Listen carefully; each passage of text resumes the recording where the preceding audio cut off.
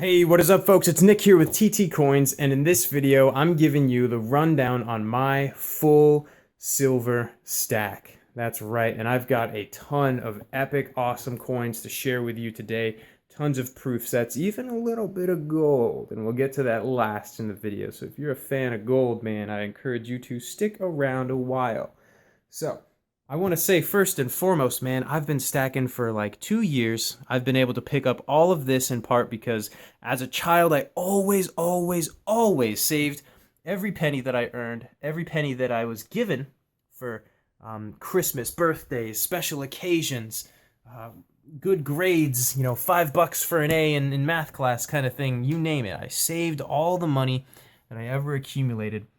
And as an adult, I was able to spend that as I wished. Because as a kid, never really wanted anything. But as soon as I discovered the value of having gold and silver, real money, the stuff that pirates used to, spill blood over in order to have because it was treasure. And everyone in the world treasured it equally. And everyone in the world recognized that all of these silver coins had intrinsic value that far exceeded that of mere paper. The paper dollars that we have today are worthless. They're toilet paper. They're fraudulent. They're not real dollars in the constitutional sense of the word, not according to the 1792 Coinage Act, which stated that a dollar was 420 grains of what? Pure silver.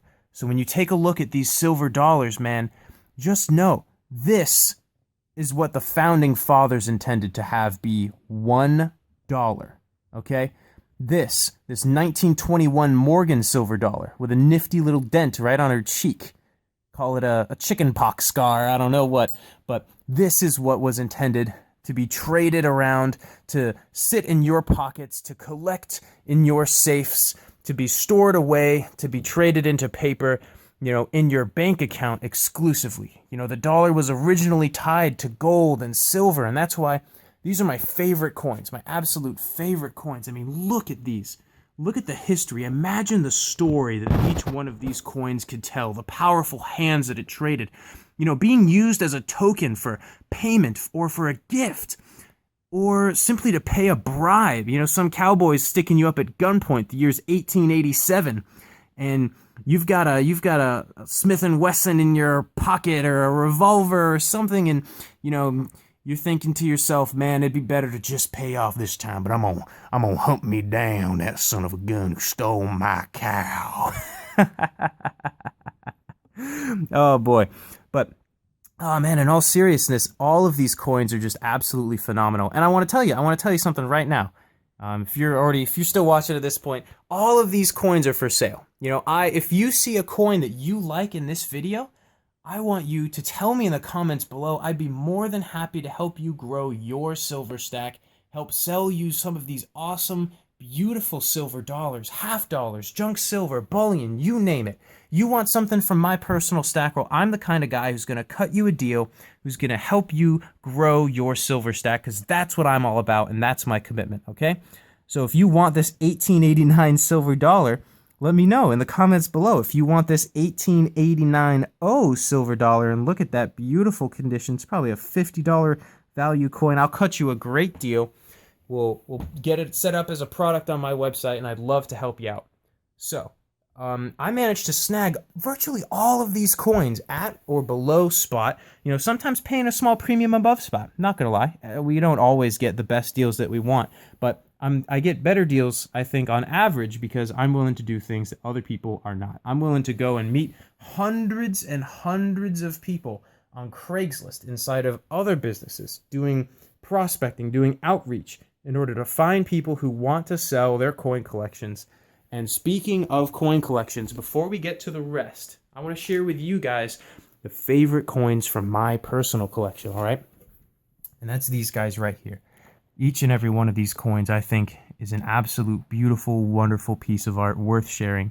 This is a 1921 Denver Mint Morgan silver dollar, and I've never seen one quite like it. I'm not quite sure if it is almost proof-like maybe 20% of the way there and it just got worn down, or if it's plated or what. But, it has a really unique finish to it that I've just never seen on another silver dollar.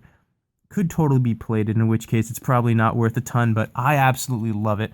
You know, I've got some really great quality, very high uncirculated, in my opinion, silver dollars here. Stuff that would probably grade maybe a 64 if I'm being conservative for that. Maybe a 65. Or maybe I'm completely off, 63. I don't know. What do you think?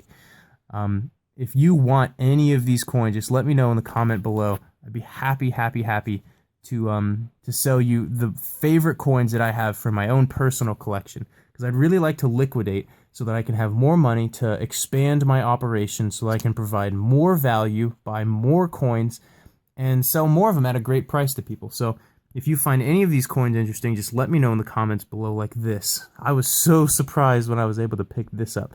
This is just gorgeous toned coins, and I know a lot of you guys out there really love rainbow toners, and that's exactly what this is, guys. I mean, look at the green, the purple, the red, the yellow. I love coins like that. It's very hard to come by them, and some people don't appreciate the value in that. They look for the semi-key dates, the key dates, right? And that's this guy right here all day long. You know, it's a little scratched, it's clean, but it's still a valuable coin, you know, 1904S, very hard year to come by. And this is beautiful. This is the 1935 peace silver dollar. I mean, the last year that these were ever in production. You know, ever since then, the United States has not been producing constitutional, i.e., Coinage Act of 1792 style silver dollars, which is just such a shame. You know, originally, these were intended to be used for centuries. For centuries, these silver dollars were actually in circulation. They had various, you know, levels of silver content and so on. Like this 1819 bust half, it has a different composition of silver, as well as a different physical quantity of silver than the silver half dollars from, say, 1964 all the way back 1892. It's a beautiful coin, though. I mean, this is one of the few I did not pay spot for. I paid a lot more than spot for a beautiful coin like that, but if you like it for the right price, I'd be happy to let it go. And this is a really cool coin. It's the only key date silver dollar I have in my collection now. I've had Carson Cities before, but I sold them all off. But this 1888S in extra fine condition. It's been cleaned before, but you know, it's all things considered a pretty awesome coin. Some beautiful, just absolutely gorgeous toners. This is the finest toner, maybe the only coin I wouldn't want to let go out of the whole collection, because it's just a gorgeous, a beautiful mint state, you know, rustic yellow, red, purple, you name it, toner coin. You know, one of the best in my entire collection. And few people even know about these. So few. If you know what this is, tell me in the comments below if you want it, because it's got a very low mintage. I mean, relatively high for the series, but the United States of America actually minted. This is from San Francisco. You see the S down there, right, next to the 1908. The United States Mint produced pesos, 90% silver, for the Philippines, which is just downright amazing. And here's some cool finds I've managed to snag for at or below spot. Now this 1932 Washington quarter over here, I picked it up for melt value, man. It was in a junk silver bin at a coin dealer. The dude completely overlooked it. I was just flabbergasted. And you know, it just goes to show you, if you know what to look for and you are buying silver consistently, you can get great deals on rare coins. You know, if nothing else from this video, take that away. You know, you can get great deals, you're capable of it, and all you have to do is look. You know, this is some foreign stuff that I bought for melt value, and a Canadian 5-cent piece, 1923. I think it's in almost uncirculated condition. And, you know, it turns out I know nothing virtually about Canadian coins, but this, turns out, is like a semi-key or key date. So, really cool stuff. These are, again, the favorite coins from my collection. This Barber half dollar, if it'll focus, 1895. The oldest one that I presently own, San Francisco Mint. So, somewhat of a rarer date, right? This is just a cool coin that had the shiznit drilled out of it, and I just thought that was super cool to share. This is just a nice 1955 Washington quarter. That year has some significance to me. And this is a Panamanian Balboa, 1930. 90% silver, delicious, beautiful coin. And this Brazilian that I inherited, Brazilian currency, 1894, 100 rice. Rice? Reals? I don't know. It's a beautiful set, all things considered. Those are the favorite coins. Just wanted to share those with you guys, but there's so much more. There's absolutely so much more that I think I'll do a part 2 showing the junk silver alone in my collection.